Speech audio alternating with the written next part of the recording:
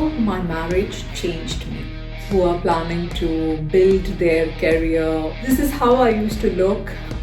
Has impacted me incapacity to make decisions. When life throws a curveball at you too. Also then he's like, where are you? I'm like, I'm at this meeting.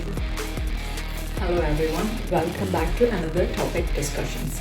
So I think I had been dealing with a lot of heavyweight topics in the last couple of weeks, and I decided that in this week I'll go for light topics, which is not too heavyweight, doesn't require too much of thinking, and so that is one of the reasons why I decided to go with this topic.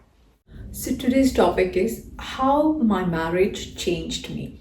Okay, very light topic, just discussing some personal experiences and personal stuff like that.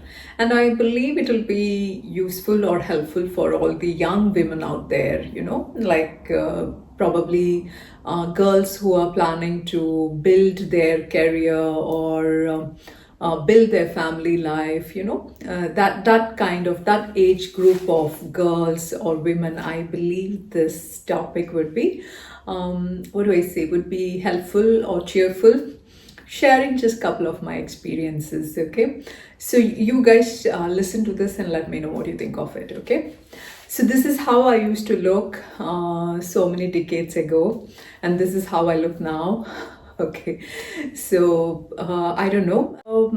Time changes us, and we have life experiences. We travel a lot. We meet different kinds of people, and everything impacts us in various ways. And how much of it has impacted me, and how much of it has been useful to me, and how things has made me better. Everybody wants to be a better version of ourselves as life passes or as life goes by. At least that's what I believe in. And every day we need to strive to be a better version of ourselves. So that has been always behind my head, to be a better version of what I was or what I am right now is something, a goal that I always keep myself updated with. So when I was younger, like this, and I would say one of the characteristics that really put me in difficult situations is my incapacity to make decisions. I used to be a very poor decision maker. I used to take days and weeks to make even the smallest decision. So that used to be my biggest drawback. Like I used to wonder, I used to think, I used to look at all the positive things. I used to write down what are the pros and cons of making the decision.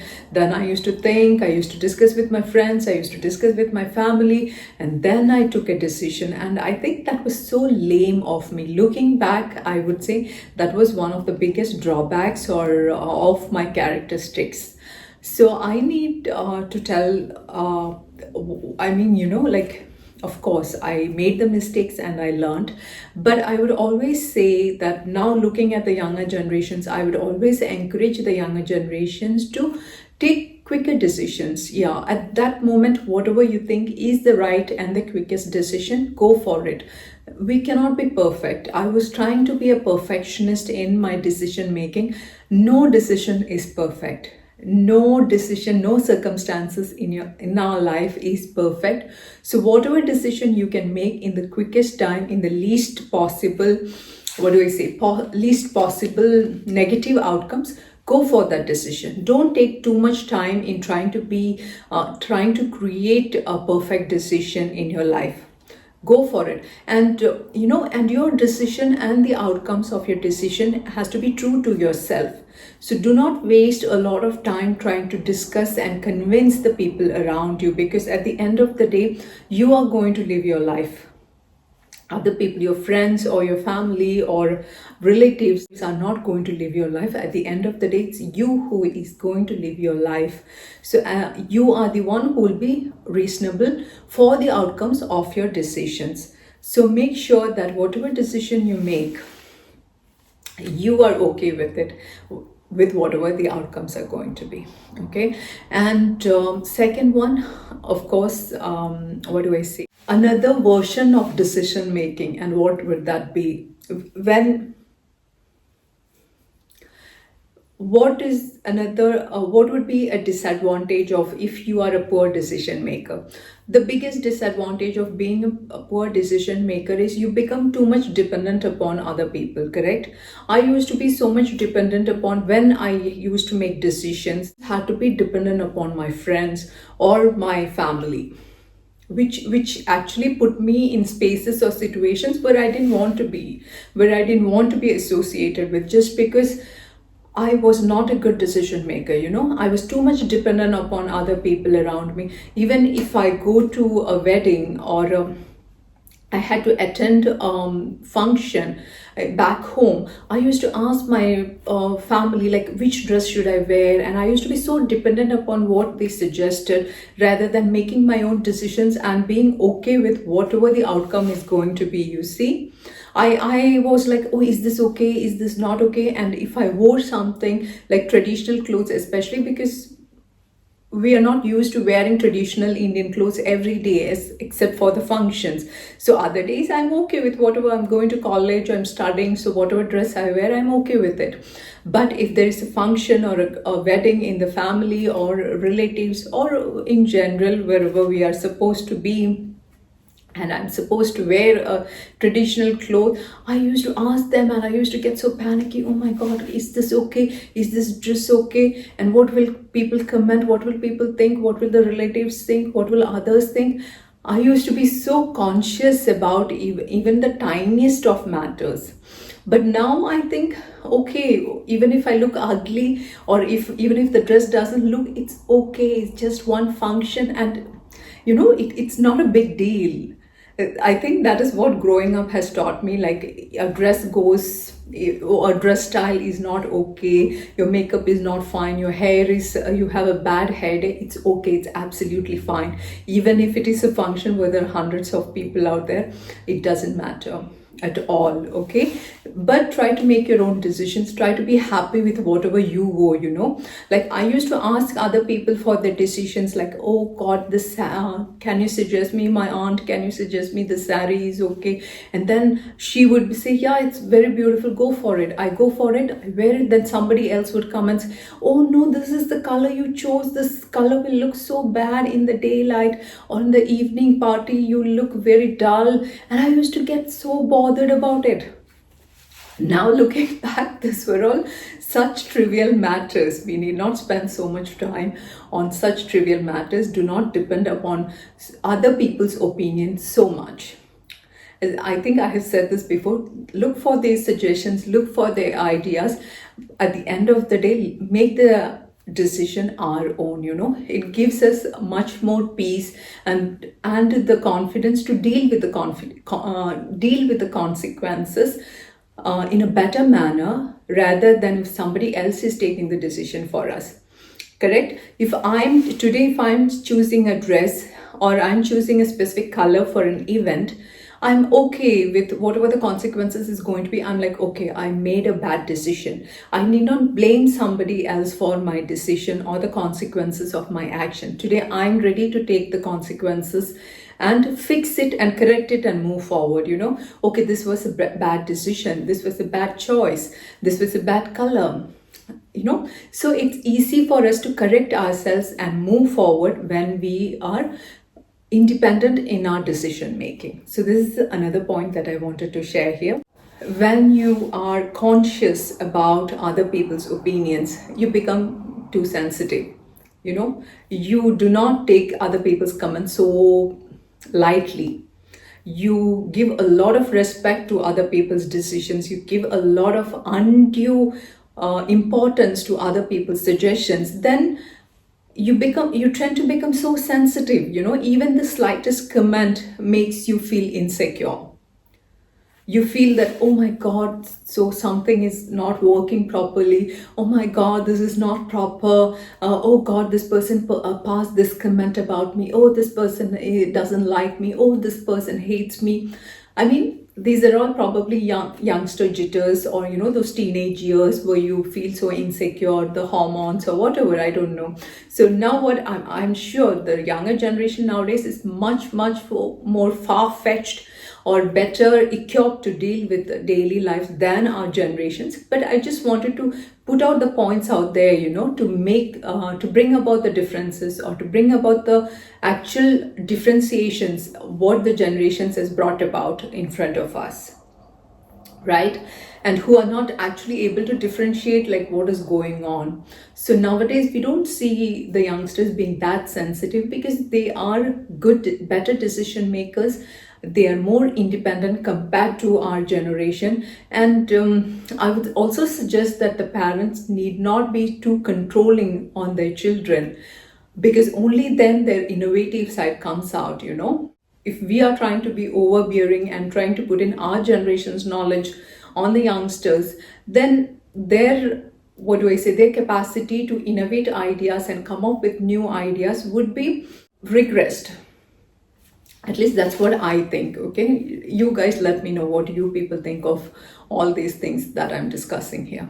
Okay, so this is one point, like being less sensitive. We need not give importance to every other person who is passing a comment about our dressing, about the way we look, about our weight, about our height, about our color, about our hair.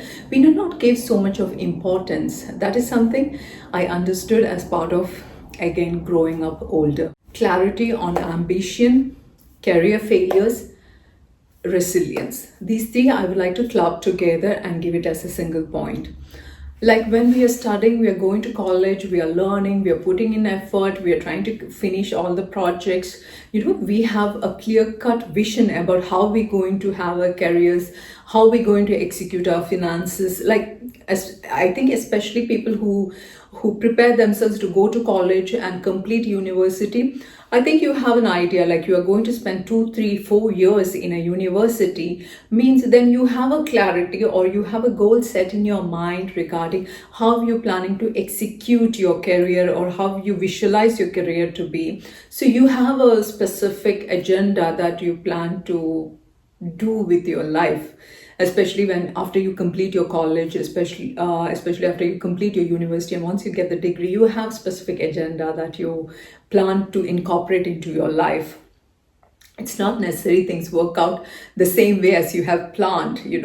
Life throws so many curveballs in our life that then we have to take the curve. We have to choose if I want to take the curve or if I do not want to take the curve. And if the failure hit me, how much time I'm going to spend brooding over the failure, how much time I'm going to take to get over the failure. So these are all comes with experience. So whenever you come across a curveball, when life throws a curveball at you, do not get stuck then. Immediately bounce back. Resilience is a very important characteristic that every woman out there need to have. There will be so many challenges, especially if you're ambitious, especially you have put in effort to finish your college and acquire a university degree, and you have specific ideas about your career and goals. Then I must say that there are going to be a lot of challenges, but don't get boggled down by the challenges. Face them, get up and keep going. So these are all some of the points that I wanted to share here, what I learned in my life. And one of the important characteristics that every young woman out there need to have are, of course, and some of the important characteristics that every woman out there need to have are, of course, decision making, being independent. Ambition is very good, but trust me, we'll be hit with a lot of curveballs. So resilience is mandatory. A quick decision maker rather than be the best decision maker. So these are all some of the points that I just wanted to share here, and I didn't want to put in a lot of technical stuff. And how much of this is again useful? These are all just some facts from my own experiences, what I faced, and how, okay, I didn't connect how marriage transformed me, correct? Okay, so marriage helped me to make more independent decisions. My husband was like, you do whatever you want to do. As long as you're not bothering me, I'm okay with whatever decisions you're making. So that made me basically make my own decisions. If I wanted to go there, I'm like, okay, I'm going there. Okay, I'm going there. Then sometimes I even forgot to tell him also. Then he's like, where are you? I'm like, I'm at this meeting, this specific thing, because I'm planning to do this. I want to do this. So I'm at this meeting. I'm like, he's like, oh, at least inform me that you're not coming or you're in this particular meeting. Then I used to be like, okay, see, I'm going here because I have this meeting and I'm going to do this and all that. So he basically made me so independent. He basically made me realize trust in my own decisions. So basically, how the marriage transformed in me is like, because I had the opportunity to be independent, to make my own decisions, make my own mistakes, make my own failures, that I could fix, correct, go further. I could actually visualize how I want to proceed in my career. What are the career changes that I'm going to make? What are the academic qualifications that I want to acquire more to establish myself in my career? And if I want to change my career path, I started my career in sales and marketing. Then I diverted to human resources management. Because of experiences, I decided I could understand what are my weaknesses, what are my strengths. So I understood like how should I mold my career differently. And my husband helped me a lot in that. He trusted in my gut, he trusted in my decision making, he trusted in my independence. Not that I require, or not that any woman require anybody's trust, but if you have somebody like that, it's best. It's better that some people around you who trust you blindly, then you can perform better in your decision making. Even if you make mistakes, you have the confidence to fix it and move on. So, okay, these are my experiences. I just wanted to have some, some light topics compared to all the heavyweight topics that I have been covering in the last couple of weeks. So do let me know what you guys think of this. And as always, until we meet next time, bye-bye, and thank you for being here. Thank you.